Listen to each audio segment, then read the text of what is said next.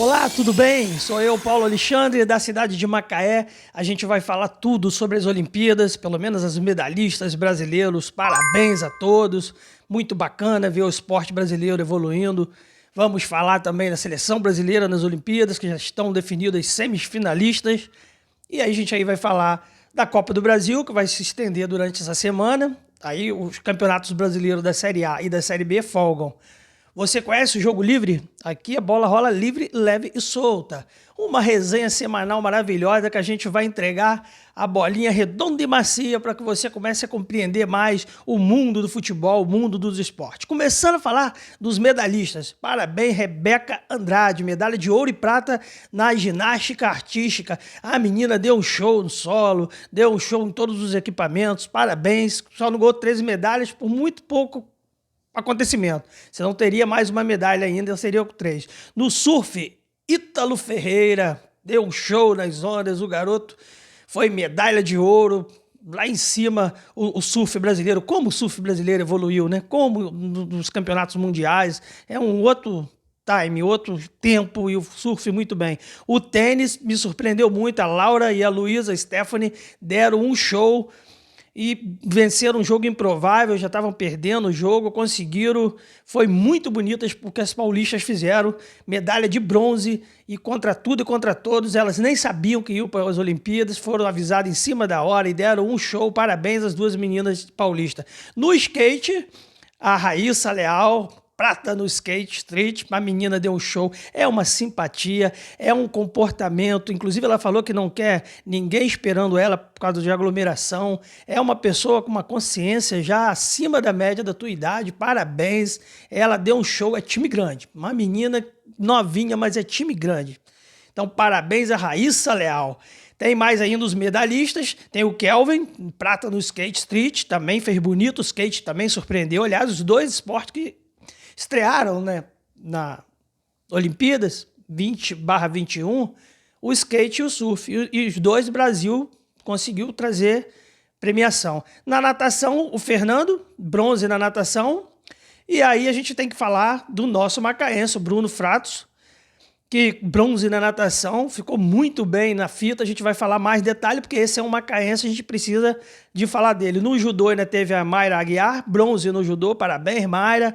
Também o Daniel, bronze no judô, outro judô nosso, sempre trazendo umas medalhas, e a gente semana que vem dá mais detalhes. Quanto às semifinais do futebol, já está definido. O feminino, infelizmente, o Brasil ficou pelo caminho, mas as meninas sempre desenvolvendo e melhorando o futebol, um técnico estrangeiro, e agora a gente vai ver daqui para frente se o Brasil tem mais sorte nas Olimpíadas. Futebol feminino. Futebol masculino, o Brasil atual campeão da última, já tem definido Espanha e Japão. O Japão muito bem, até acredito eu, pelo patriotismo, por ser a sede.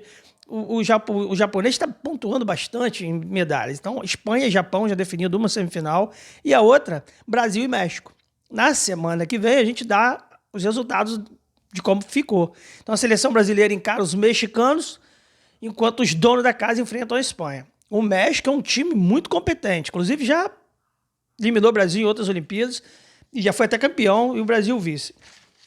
Quanto à medalha de ouro de Macaé, há 101 anos atrás, um macaense conquistava a primeira medalha olímpica para o Brasil. Um macaense, Afrânio da Costa. Foi prata e bronze no tiro esportivo em 1920 na Bélgica. 101 anos depois, agora nos Jogos de Tóquio 2020/2021, quem que ganha? Bruno Giuseppe Fratos, um macaense. Parabéns a ele, a família, os treinadores, a quem deu força, a quem incentivou. Natural de Macaé, Rio de Janeiro, em sua terceira Olimpíada, atingiu o seu auge, com uma conquista do maior feito da carreira do velocista, medalha de bronze na natação. Muito, muito, muito feliz os macaenses, todo mundo postando, todo mundo comemorando. Parabéns, Bruno, parabéns a todas as medalhistas, a todo mundo que de uma forma ou de outra deixa esse país mais leve e mais feliz. Campeonato Brasileiro Série A. O Fluminense folgou, porque o Fluminense teve que fazer um jogo da Copa do Brasil no sábado, porque o Fluminense joga Libertadores nessa semana, tinha um jogo adiado por Cerro Porteño, então mudou totalmente a tabela do Fluminense, folgou no Brasileiro, mas quem jogou muito, e jogou muito, e jogou muito, foi o Flamengo. A gente vai falar com um detalhe como o Flamengo está massacrando os adversários, avassalador, incrível. Me chega a lembrar o Jesus, mas se eu olhar friamente, as linhas estão tão altas, a marcação está tão funcionando, que eu arrisco a dizer que está até melhor do que aquele time do Jesus.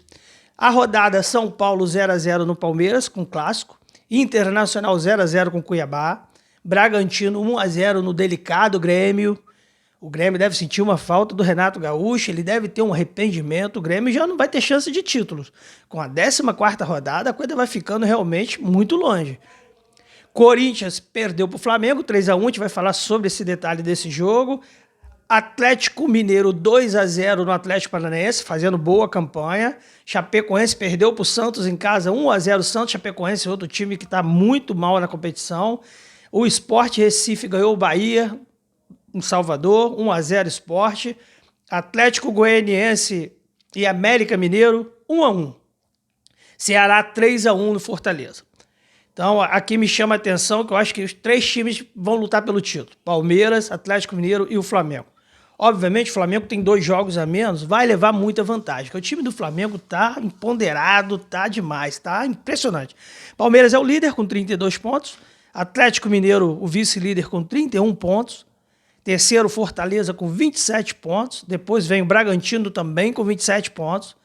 Aí tem o Flamengo com 24 pontos, mas preste atenção, tem 2 jogos a menos. Vai provavelmente vencer os 2 jogos, vai lutar lá em cima. Atlético Paranaense em 6º com 23, 7º Ceará, 8º Santos, 9º Atlético Goianiense, 10º Bahia, 11º Corinthians, 12º Fluminense com 17 pontos, 13º Juventude, 14º Internacional, que também não está bem, nenhum dos 2 times do Sul estão bem, pelo menos de Porto Alegre, Internacional e Grêmio, Sport 15º, Cuiabá 16º, São Paulo abre a zona de rebaixamento, 17º, com 12 pontos ganhos apenas. Está muito mal o São Paulo. O América Mineiro com 11 pontos, 18º. Vice-lanterna o Grêmio com apenas 7 pontos. Vocês têm noção? Só apenas 1 vitória, 4 empates, 7 derrotas. Eu não me lembro do Grêmio começar num campeonato de Série A tão mal. Será que está querendo fazer companhia? Com o Botafogo vai estar difícil de arrancar na Série B, apesar que teve uma evolução. Vasco a mesma coisa, Cruzeiro muito mal na Série B. Será que o São Paulo e o Grêmio estão com saudade, querem voltar para fazer companhia? Cruzeiro, Vasco, Botafogo. E Lanterna Chapecoense com apenas 4 pontos, nenhuma vitória até então. Então, aí é que a gente vai dizer que é o único time que ainda não venceu. Agora vamos falar do jogo do Flamengo. Flamengo não tomou conhecimento do Corinthians no domingo. Pela 14ª rodada do Campeonato Brasileiro, a equipe do Renato Gaúcho, que está voando, o Flamengo está voando.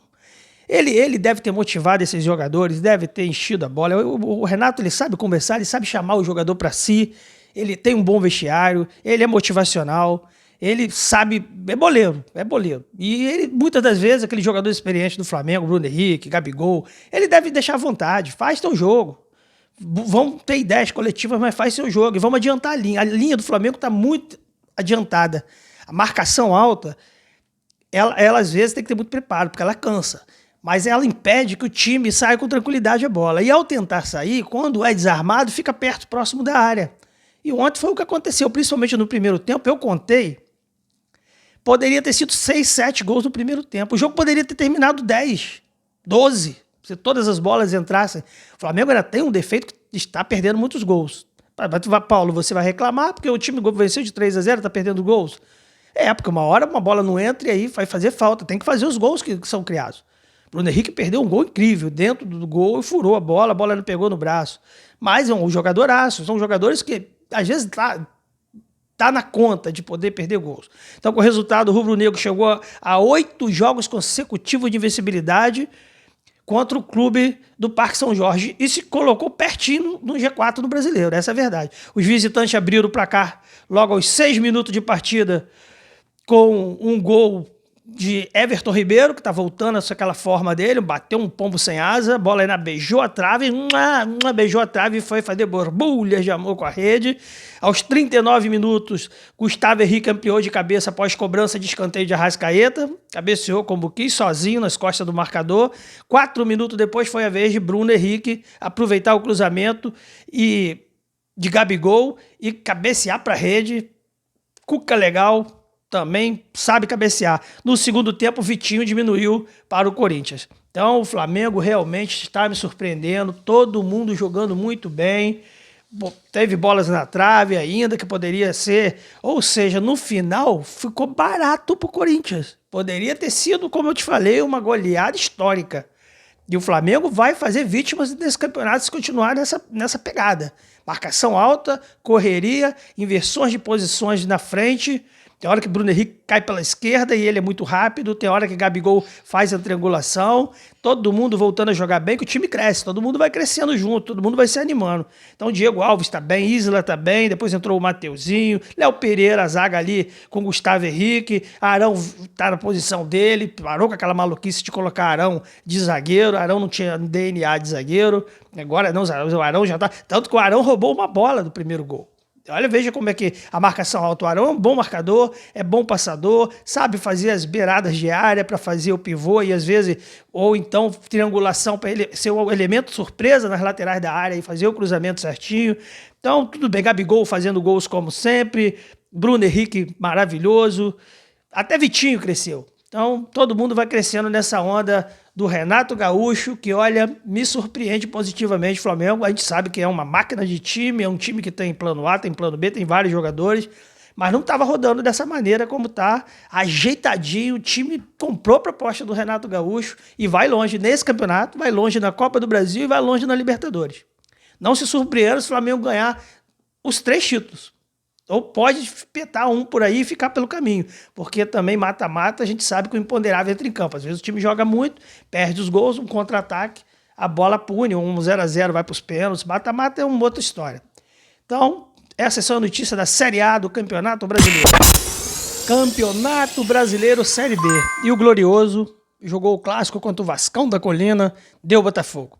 Surpreendentemente. E a gente pode esperar, porque o Lisca foi muito contactado pelo time do Botafogo para ser o novo treinador, não quis, e assinou com o Vasco dias depois. Isso deixou a torcida do Botafogo um pouco, vamos dizer assim, insatisfeita com a posição dele, mas é profissional, ele aí escolhe o time que ele quer dirigir. Então o Botafogo acabou plano B, Anderson Moreira. E não é que o treinador deu uma outra liga ao Botafogo? O Botafogo já tem um plano de jogo. A verdade é que a gente vamos combinar com essa situação toda, que a gente pode avaliar que o Diego Loureiro está jogando muita bola. Ele está caindo pela esquerda, ele está fazendo aquele facão pela esquerda, o homem externo, e está ajudando o Botafogo. Dos pés deles tem saído bons contra-ataques. Então o Botafogo está mais ajustado, então confirmou a reação na Série B, é verdade, vem subindo, a vencer por 2-0 o Vasco nesse último final de semana. Com o resultado, os alvinegros e os cruz-maltinos estão os dois com 22 pontos na classificação, ainda fora do G4, o que precisa chegar no G4 e não esgarrar mais. Essa é a verdade. Tem que ter essa média de vitória em casa, fazer o dever de casa, sair, jogar fora quando for possível, vencer, jamais perder para conseguir voltar da onde nenhum dos dois deveriam ter saído, que é a elite do futebol brasileiro, a Série A. Então, os donos da casa, o Alvinegro, o Glorioso, o primeiro gol foi logo no primeiro minuto com o Chay, ex-português. Esse garoto também tá voando, tá fazendo os gols, tá feliz da vida, tá jogando bem, é bom finalizador, é inteligente, sabe tocar a bola, sabe fazer 1-2, não erra passe. Vai dar alegria o Botafogo, Chay. Já tá dando. A torcida do Botafogo tá muito feliz com ele. É uma surpresa maravilhosa. O Vasco teve mais a posse da bola, principalmente no primeiro tempo, mas pouco incomoda. O Vasco tem aquela deficiência ainda de qualidade de criação. O Vasco tem um bom time, mas ele não consegue fazer criações de jogada que façam espetar na área com contundência, com perigo. O Vasco vai deixando a desejar nesse quesito. E o Botafogo decretou a vitória nos minutinhos finais, nos últimos lances do jogo.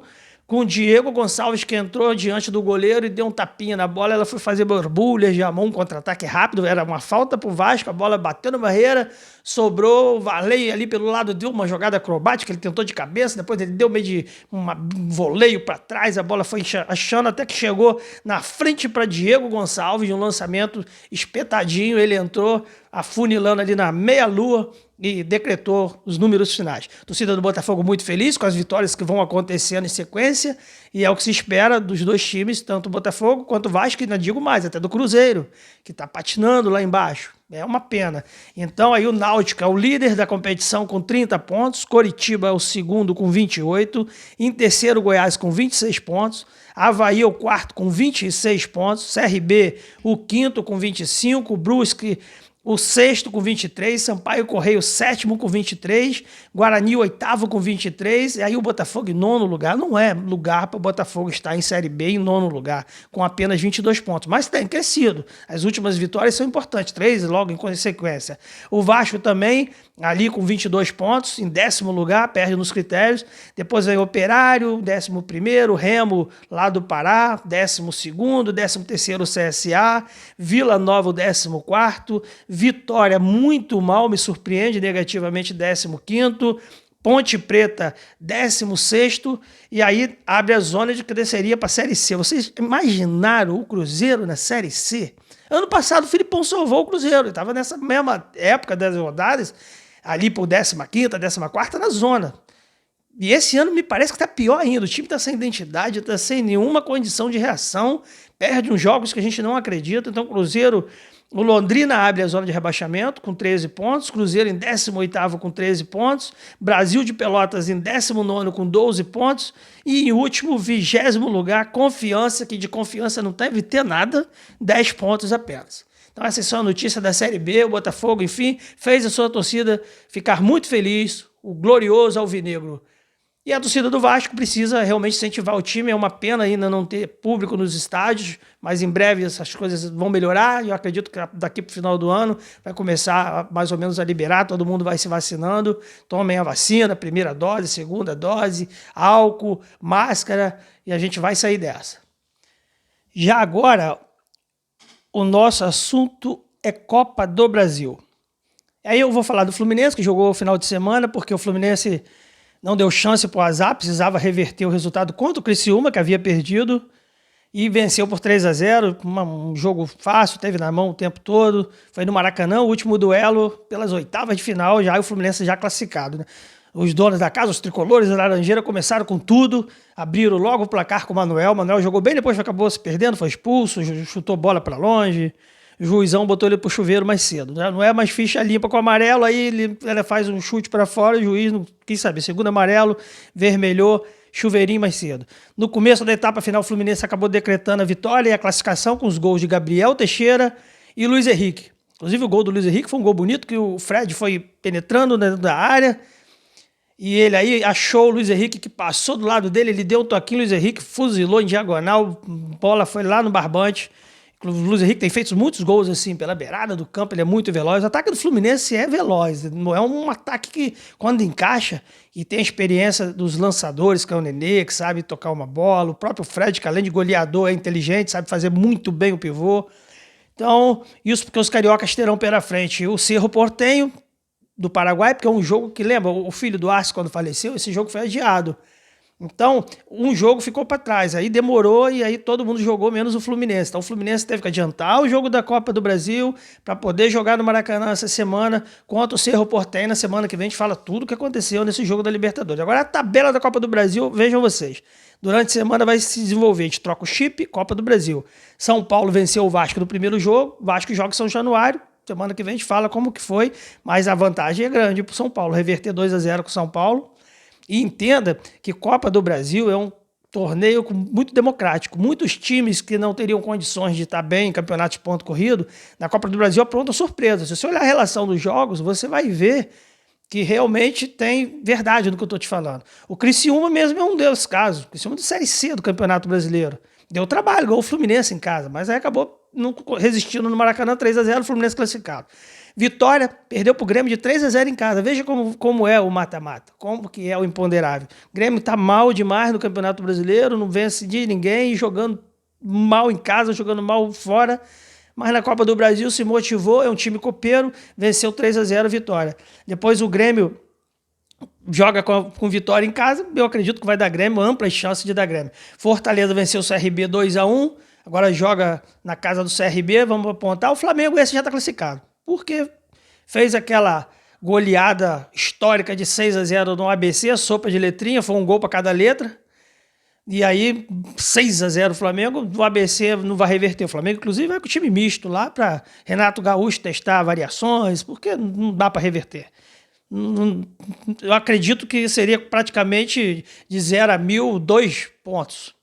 Atlético Paranaense venceu o Atlético Goianiense nos clássicos do Atlético, e aí agora o Atlético Goianiense já recebe o Atlético Paranaense. O Atlético Mineiro 2-0 no Bahia, e aí agora o Atlético Mineiro vai em Salvador jogar com o Bahia, esses jogos todos durante a semana. E o Santos 4-0 no Juazeirense. O Juazeirense agora recebe o Santos. Veja, até o Juazeirense, olha quantos times aqui. O ABC, o Juazeirense, o Atlético Goianiense, o CRB, o Vitória, que está na Série B, o Criciúma. Como que a Copa do Brasil é muito democrática. E veja que grandes times foram eliminados já. Palmeiras, Internacional, foram ficando pelo caminho. Então é isso aí, notícia do futebol aqui no Jogo Livre. Aqui a bola rola livre, leve e solta. Ela vai chegar redonda e macia até você. Um beijo no coração. Fiquem com Deus e até semana que vem, se Deus quiser.